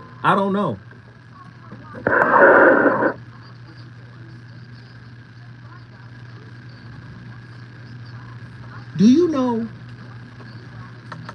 me and Delana don't even talk. No, they don't know. I ain't got Delana's number. We don't even talk. I booked Delana through Instagram. Hey, when you coming back to the show? I ain't even got her number. We don't sit down and plan this organic exchange. Dr. Delana came to the cigar lounge once. How many did I say 10 words to you at the cigar lounge? Not 10. I say, hey, what you smoking? That's what you smoking? Okay, this is what I'm smoking.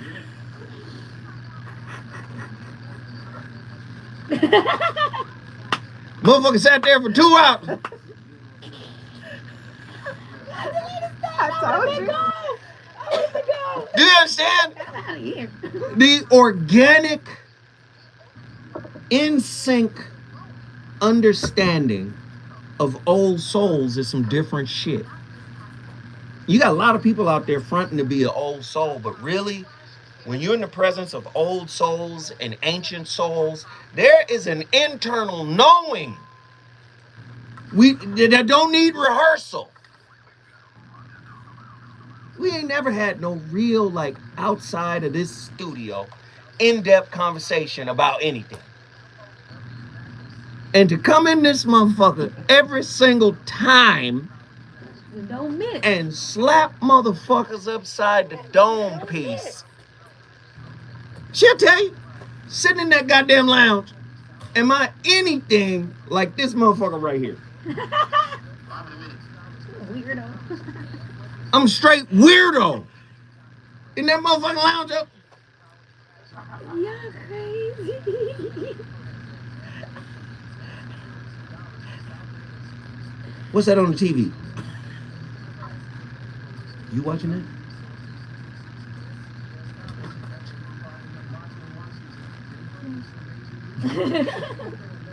A straight fucking weirdo. Reserved, quiet, observant. I ain't got shit to say. You was at the lounge. We did the relationship round table. I kicked their ass in the round table. And then went back into the chairman's lounge and didn't say a motherfucking word. And it left me. I left there. I said, man, left. Good thing I knew people there. Shit. Good thing I'm popular.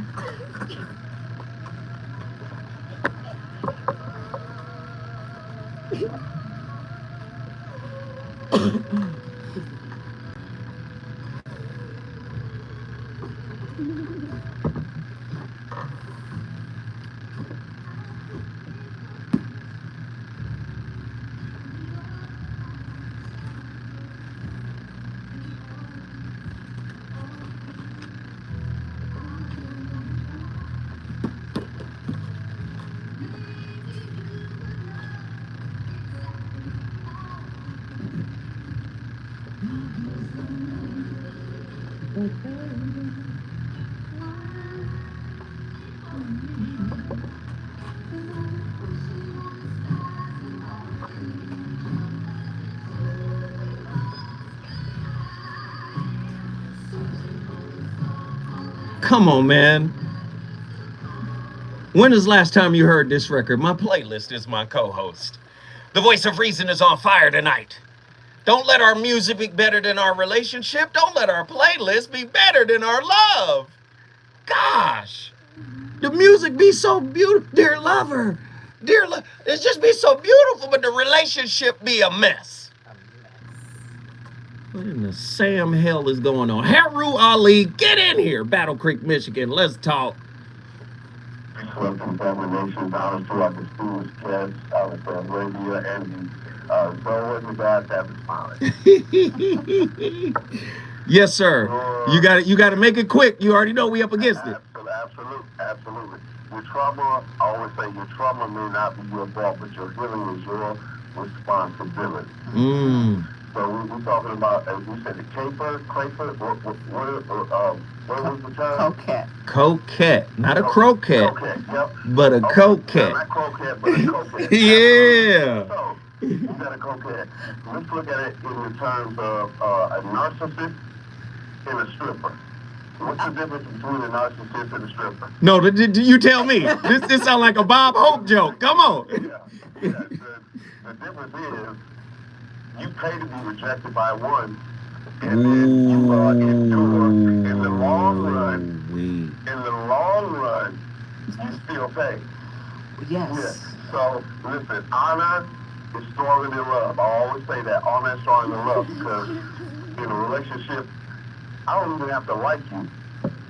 In the military, it's like loyal, duty, honor, all that stuff. It's like, no, I still want the best for you. I'm still going to give my life for you. So honor, so I don't even like to say the word love. But I don't even like to say the love. You know, what did Tina Turner say? What's love? A second-hand emotion? What's love got to do with it? No, if I honor you, I will never betray you. So guess what? Besides all of this, y'all got AI, y'all got you gonna keep going, huh? I knew this was about to happen.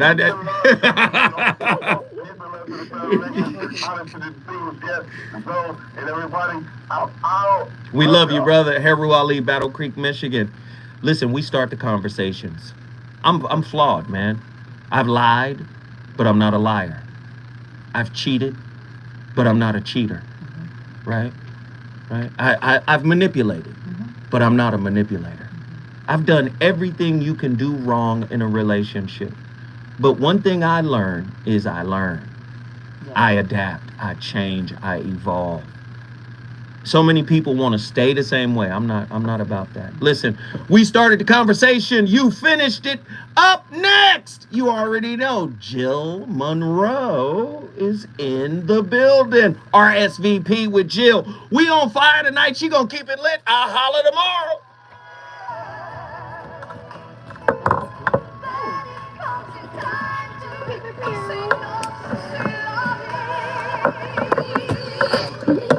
That was bananas. Woo. Fire, fire, fire, fire.